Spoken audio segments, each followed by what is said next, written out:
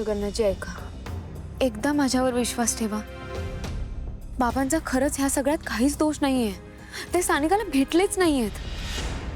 मी विठुरायाची शपथ घेऊन सांगते, त्या डॉक्टरने आणि त्या भैरवी माईने मिळून तुमची दिशाभूल केली आहे.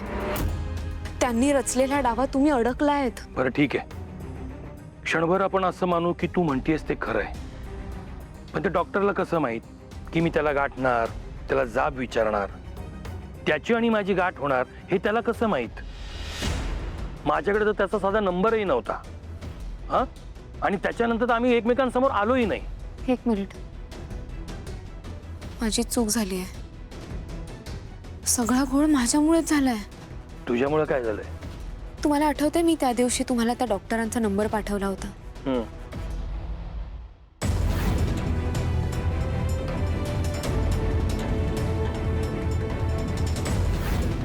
मी त्या डॉक्टरांचा नंबर मिळवला, पण त्यांच्या कॉल लॉग मधून माझा नंबर डिलीट करायला विसरले. त्यांनी नंतर फोन चेक केला असेल आणि त्यांना कळालं असेल की मी त्यांचा नंबर घेतलाय. आणि हे सगळं नक्कीच त्यांनी भैरवी माईंनाही सांगितलं असेल.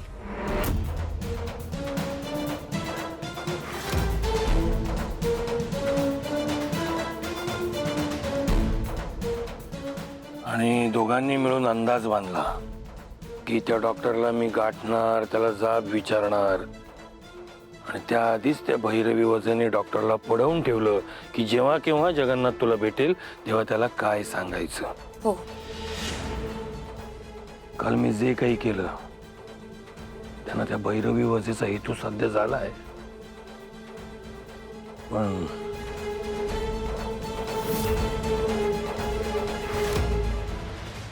तुला कळत नाहीये का ग? त्या डॉक्टरला सावलीचा नंबर दिसला, त्या डॉक्टरने मला वेळीच कॉन्टॅक्ट केला, म्हणून हे सगळं चक्र मी फिरवलं आणि तुला वाचवलं. तुझं नशीब बलवत्तर होतं तिलोत्तमा, म्हणून वाचलीस तू यावेळी. पण बघ ना, जर का त्या जगन्नाथच्या धाकाखाली त्या डॉक्टरने सगळी कबुली दिली असती तर अगं जगात कुठे तोंड दाखवायला जागा शिल्लक नसती तुला. बस ना भैरवी, पुरे झालं हे सगळं. थांबव हे सगळं, मी विनंती करते. मी नाही ठेवू शकणार त्या पोरीवर अंकुश, कारण मी जर का असं केलं तर माझ्या सारंगला ते अजिबात आवडणार नाही. आणि माझं आणि माझ्या लेकाचं नातं खूप चांगलं आहे, मला ते खराब करायचं नाही. ए बाई, कुठल्या जगात वावरतेस? हा, लेकाचे संबंध वगैरे हे सगळं बाजूला ठेव, ते नंतर निस्तरता येईल. आत्ता ना स्वतःचं अस्तित्व वाचवण्याचा प्रयत्न कर, ते जास्त धोक्यात आहे आत्ता या क्षणी. सारंग आणि त्याच्याबद्दलचं नातं तू हे सगळं नंतर बघू शकतेस, पण जर आत्ता या क्षणी जर त्या सावलीच्या डोक्यावर जे डिटेक्टिव्ह बनायचं भूत आलंय ना, ते वेळीच नाही उतरवलंस तर विचार कर. पण यावेळी मी तुला वाचवलंय, दरवेळी वाचवू शकेल की नाही याची गॅरंटी नाहीये मला. आणि वाचायचं असेल तर जे मी सांगते, जसं जसं सांगतेय तसं तसं कर. आणि नाही केलंस तर जगात कुठे तुला तोंड दाखवायला जागा शिल्लक राहणार नाही. तिलोत्तमा मेंदळे, लक्षात ठेव, हे लक्षात ठेव.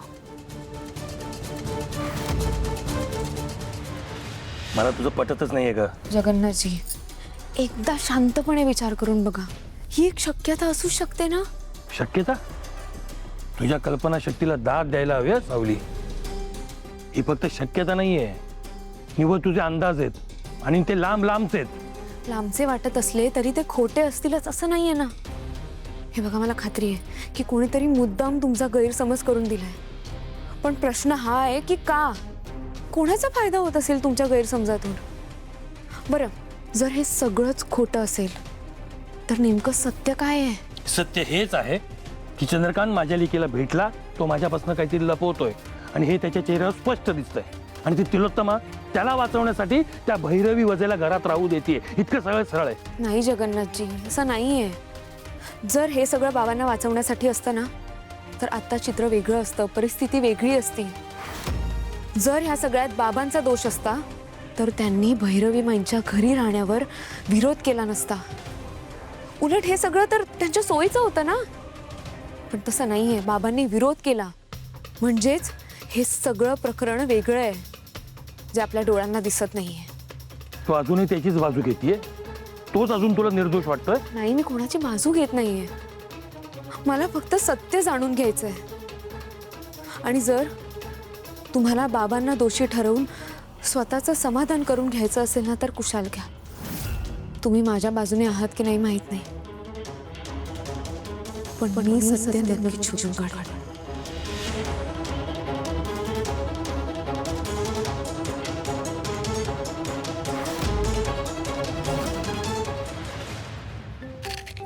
वा शेवटची हा बस कळत का? झाले आता 15 मिनिटं झाले. बस झाला, माझ्या पायाला गोळे आलेत. अजिबात नाही. डॉक्टरांनी काय सांगितलंय? 4 मिनिटं 90 सेकंदातून अशा एअर जऱ्या घालायच्यात आणि हेल्दी व्हायचंय. लक्षात ठेव तू. प्लीज असे मागे नका लागू हंटर सारखे, प्लीज. हंटर मी? बरी आहेस ना तू? उद्या आपला प्रिन्स धावायला लागला जोरात, शर्यतीत पहिला आला तर काय म्हणेल? बाबांनी शिकवलं त्याला धावायला, अशा शतपावल्या घालायला. चला चला चला चला, तुरु तुरु करा. काय अमृता, झाली का परेड?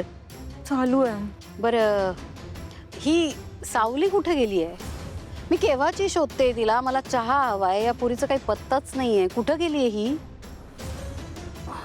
ती बाहेर गेलीये, घरात नाहीये. मी आणते ना चहा. हे थांब. लगेच निघाली चहा करते म्हणून. भैरवी जी, मेहंदी बघू. मेहंदी बघू ना. मेहंदी नाही लावली आहे तुम्ही? मग बालपणीच्या मैत्रिणीच्या घरात किचन कुठे माहिती नाहीये तुम्हाला? इथून सरळ जायचं डाव्या हाताला. तिथे साखरेचा डबा, त्याच्यावर लिहिलेलं आहे चहाचा डबा, त्याच्यावरही लिहिलेलं आहे. दुधासाठी आम्ही काही लिहित नाही. काय आहे ना, अमृत आहे ना, तिला डॉक्टरांनी सांगितलंय किचनमध्ये पाऊलही ठेवायचं नाही. चहा तर दूरची गोष्ट आहे. मी तिला तिथे जाऊही देणार नाही.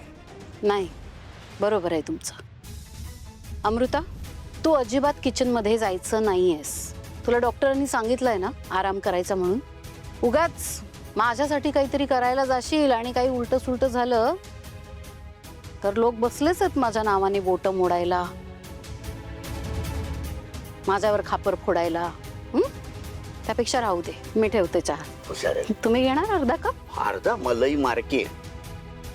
अरे बरं झालं सावली आलीस. माझं जरा डोकं दुखतंय, चहा हवाय मला. पटकन जरा चहा ठेव ना. हां, आणि हो, आलं घाल चहामध्ये. मी नाही जरा नाही थांबा भैरवीजी, हे बघा दिवसभर बरंच काम केलं तिने, जरा आराम करू द्या. आणि तसंही तुमच्यासाठी बरीच फुकटात कामं केली आहेत तिने. आराम करू द्या जरा तिला. हो, 5 मिनिटात होईल चहा. करते मी. ये, काय करते? दमून आली आहेस ना? बस इकडे, मी आणून देतो पाणी. हे बाई, तू जा किचन मध्ये. जा तुम्ही पण किचन मध्ये. अहो, आले.